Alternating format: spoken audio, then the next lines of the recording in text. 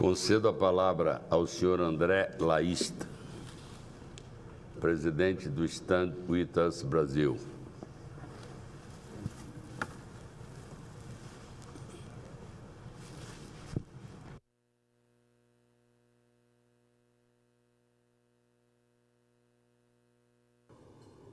Falar? Sim.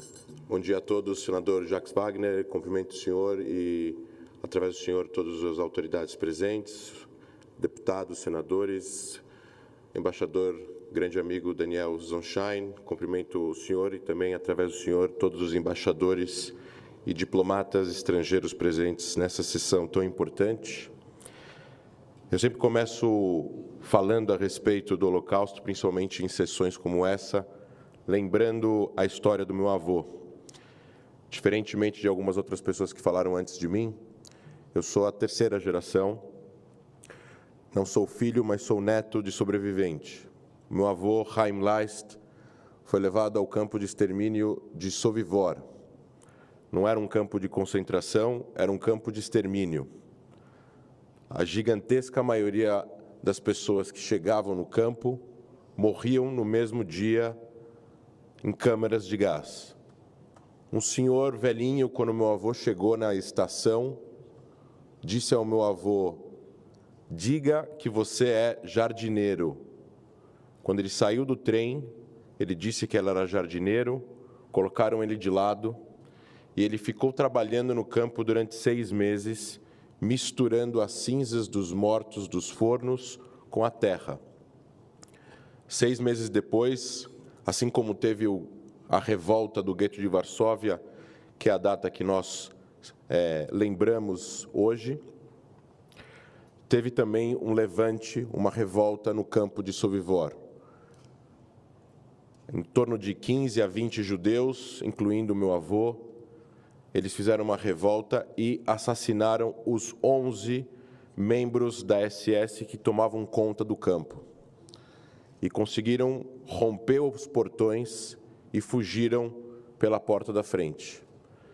300 pessoas fugiram, em torno de 55 pessoas sobreviveram, entre elas o meu avô. Senão, eu não estaria aqui contando essa história para os senhores. A gente fala a respeito do antissemitismo e da necessidade educacional de nós lembrarmos e educarmos a respeito do Holocausto e do antissemitismo para as próximas gerações. O trabalho é pedagógico, mas a gente precisa sempre lembrar também que o antissemitismo não começou na época do Holocausto. E aqui lembro as palavras do rabino já falecido Jonathan Sacks, o ex-rabino-chefe da Inglaterra, que falava que os judeus eram odiados na antiguidade por causa da sua religião, passaram a ser odiados depois por causa da sua raça, e hoje são odiados por causa do seu Estado-nação. Muitos falam que Israel foi fundado por causa do Holocausto, mas isso é um erro. Na verdade, Israel foi fundada apesar do Holocausto, uma vez que muitos judeus já haviam imigrado para a região dezenas de anos antes da fundação do Estado e dezenas de anos antes do Holocausto e da Segunda Guerra Mundial começar. Alguns historiadores dizem que se Israel existisse antes do Holocausto, o mesmo não teria acontecido ou não teria acontecido com a mesma intensidade. Milhões de judeus não tinham para onde ir. O mundo, durante a Segunda Guerra Mundial, estava dividido em 2 blocos. Lugares onde judeus não podiam ir e lugares de onde judeus não podiam sair para serem assassinados. Acho que o trabalho de a gente lembrar o Holocausto serve para todos nós, no mundo inteiro, em relação à perseguição a todas as minorias, aqui e ali, hoje, ontem e amanhã, para não esquecermos jamais o que o ser humano teve coragem de fazer com o seu semelhante, e que a luta contra o racismo é uma necessidade constante e interminável. Se o Holocausto, e eu digo isso sempre em palestras e aulas pelo Brasil, se o Holocausto foi o momento mais escuro da história do povo judeu, a fundação de Israel, que esse mês celebra 75 anos de independência, é, sem dúvida alguma, o acontecimento positivo e alegre mais importante da história do povo judeu nos últimos 2000 anos. E eu gostaria de lembrar, então, algo muito importante, que recentemente, alguns anos atrás, e o Brasil já é membro observador do IHRA, do International Holocaust Remember Alliance, a Aliança Internacional de Memória do Holocausto, que define uma definição de trabalho contra o antissemitismo.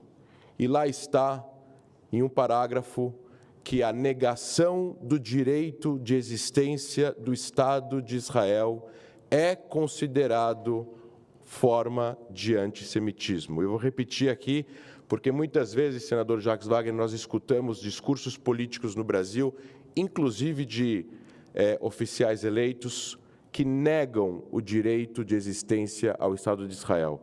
Eu não estou me referindo a críticas, a políticas de governo, eu estou me referindo especificamente à negação do direito de existência do Estado Nacional.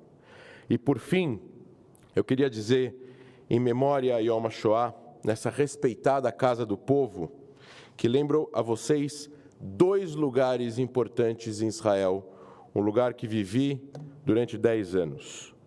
O primeiro lugar que eu gostaria de lembrar a vocês é o Monte Herzl. É o principal cemitério militar do Estado de Israel, que está numa montanha maravilhosa na capital do país, Jerusalém. Lá estão enterrados soldados caídos nas guerras de Israel. Este lugar nos lembra o preço de termos Israel. E não muito longe dali está o Yad Vashem, o principal museu do Holocausto do mundo, que nos lembra o preço de não termos Israel. Yeh Zichronam Baruch. Muito obrigado.